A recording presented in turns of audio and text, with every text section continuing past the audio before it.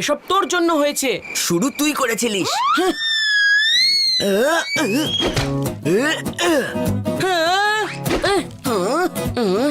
এসব তোর জন্য হয়েছে। আমার জন্য না, তোর জন্য হয়েছে। শুরু তুই করেছিলিস।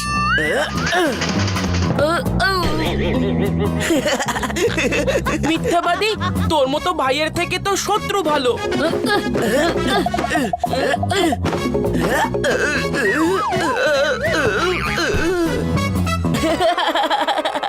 তুই কোনো শত্রুর থেকে কম নোস।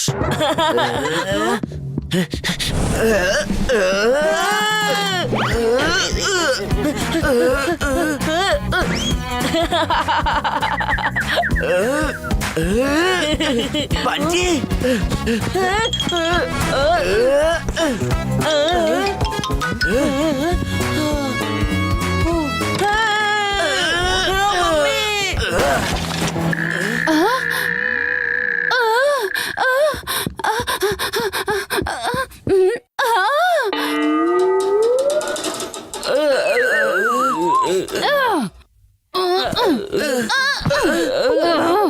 এসব কি করেছো তোমরা দুজনে মিলে?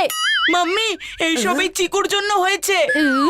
ও এমন জাম্প মারলো যে আমার বিছানা এখন শোয়ার মতো অবস্থায় নেই। ও মিথ্যে কথা বলছে মাম্মি।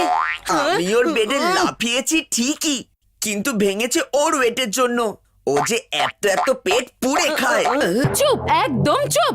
সারা দিন শুধু দুজন দুজনকে দোষারোপ করছো। কিন্তু মাম্মি, আমি এখন শোবো কোথায়? আমি কি গেস্ট রুমে শুতে পারি? না, তাহলে কি আমি তোমার ঘরে শুতে পারি? বলো। একদম না। তাহলে আমি কোথায় শোবো মাম্মি? বেড তোমরা দুজনে মিলে ভেঙেছো, তাহলে সারা রাত তোমাদের না ঘুমিয়ে জেগে থাকা উচিত। সেই জন্য তোমরা আজকে দুজনে একটা বেডেই ঘুমাবে, বুঝেছো?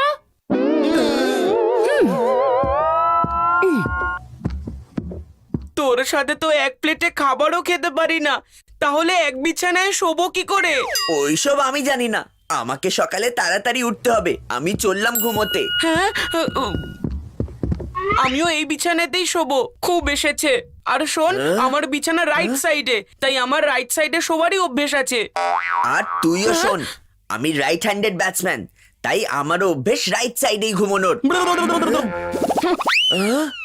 দেখ, আমি তো এখানে এখন শুয়ে পড়লাম। এবার তুই দেখ তুই কোথায় শুবি। আমার তো খুব ঘুম পাচ্ছে। ওস্তাদের সাথে ওস্তাদি পড়বে ভারী।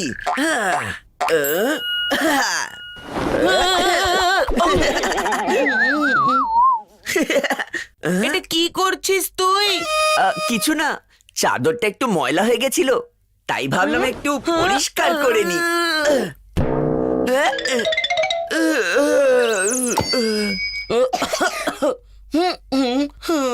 চোখে ধুলো দেওয়া ছাড়া তুই আর কি পারিস?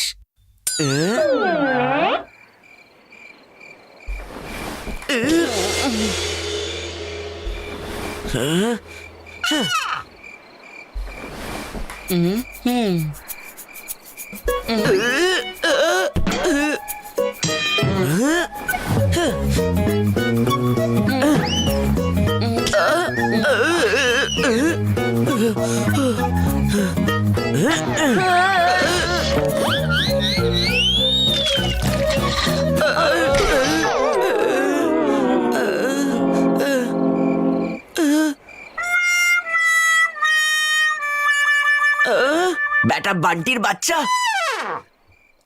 তোর জন্য আমার অ্যালার্ম ক্লক ভেঙে গেল। এবার আমাকে সকাল সকাল কে ওঠাবে? তুই উঠবি তো তখন যখন তুই ঘুমোবি। ওদিকে দেখ। তোর হাত লেগেছিল সাইডের টেবিলে, তাই জল পড়েছে বিছানায়। কিন্তু ধাক্কা তো তুই মেরেছিলি। এত বড় হয়ে গেছিস তুই, তাও বিছানায় হিসু করার অভ্যেস যায়নি তোর।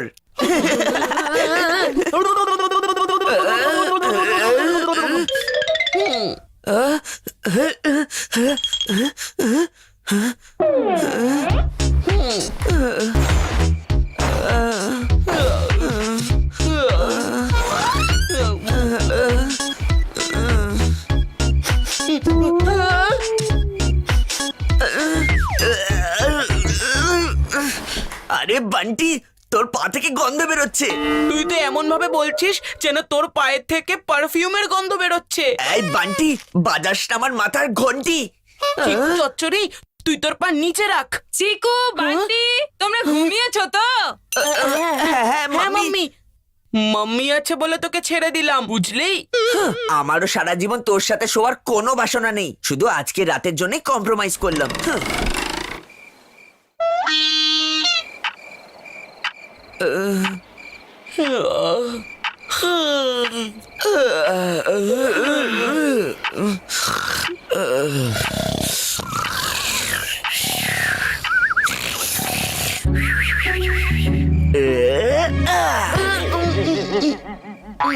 এটা কি করছিস তুই চিকু চচ্চড়ি? এটা ফুটবল নয়, এটা আমার মুখ। আবার করলে তোকে আমি। ওই ব্যাটা বান্টি, ইচ্ছে করে করিনি।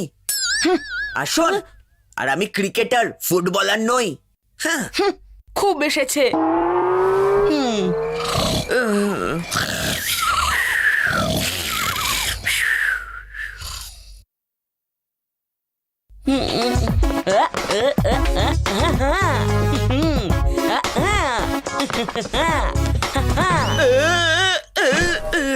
বান্টি,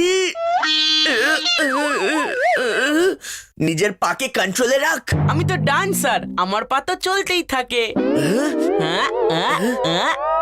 কিন্তু তুই তো ক্রিকেটার, ক্রিজের মধ্যে থাকার চেষ্টা কর, নয়তো স্টাম্প আউট হয়ে যাবি। তোকে আমি কাল সকালে দেখে নেব, এখন আমি তোর সাথে শুতে চাই না। এর থেকে ভালো তো আমি মেঝেতে গিয়ে শুয়ে পড়ি। হ্যাঁ, তুই কত ডাউন টু আর্থ রে চিকু। আমি তোকে বিছানা থেকে নামতে বললাম আর তুই নিচে শুয়েও পড়লি।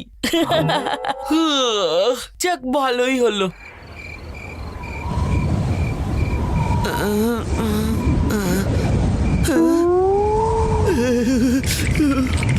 এই মেঝেটা কোনো ডান্স ফ্লোরের মতন হট এন্ড হ্যাপেনিং নয়, বড্ডই ঠান্ডা।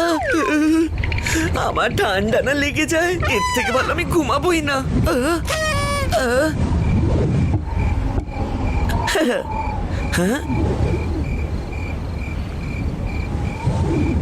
বান্টি, দেখ কি করে বাজাই তোর ঘন্টি। না আমি ঘুমাবো, না তোকে ঘুমাতে দেব।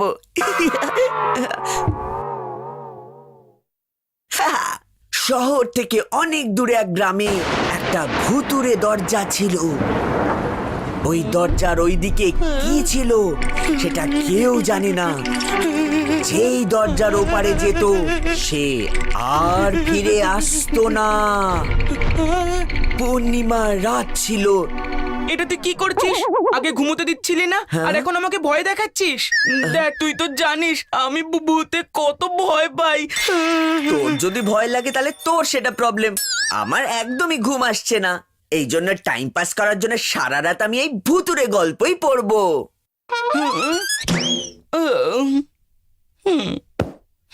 জোরে জোরে হাওয়া বইছিল, গ্রামে একটা বড় ঝড় আসার সম্ভাবনা হয়েছিল।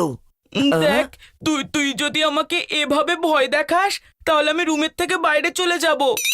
তোমাকে কে আটকেছে বৎস? আমি থাকবো না এই রুমে, আমি বাইরে গিয়ে সোফায় ঘুমাবো।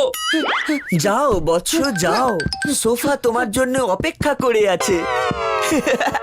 যে আমাকে বিছানা থেকে নামিয়েছে তাকে আমি ঘর থেকেই বার করে দিয়েছি। পুরো বিছানাটা আমার।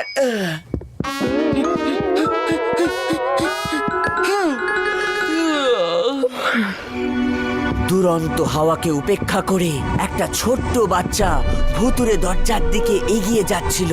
রাস্তা পুরো শুনশান ছিল, মানুষ তো কি কোনো পাখিও ছিল না।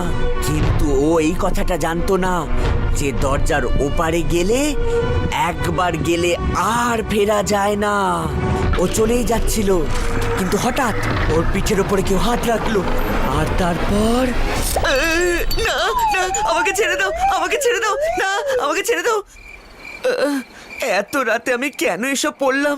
চিকু, তুইও বান্টির মতোই দরজার বাইরে চলে যা, নাহলে ভুতুরে গল্প তোর পেছন ছাড়বে না।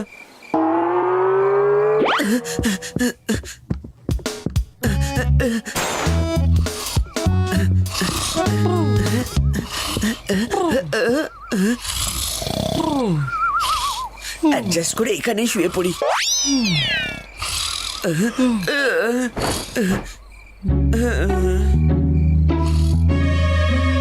মেঘা, একবার একটু দেখে তো নাও তোমার চিকু আর বান্টি ঠিক মতো ঘুমোতে পেরেছিল কিনা। এইসবে আমার কিচ্ছু যায় আসে না। ওদের যদি হাঁটতে বলি ওরা দৌড়তে থাকে, কখনো ওরা একে অপরের মাথা ফাটাচ্ছে, আর আজকে তো বেডটাই ভেঙে ফেললো। ওফো, শান্ত হয়ে যাও মেঘা, এবার শান্ত হয়ে যাও।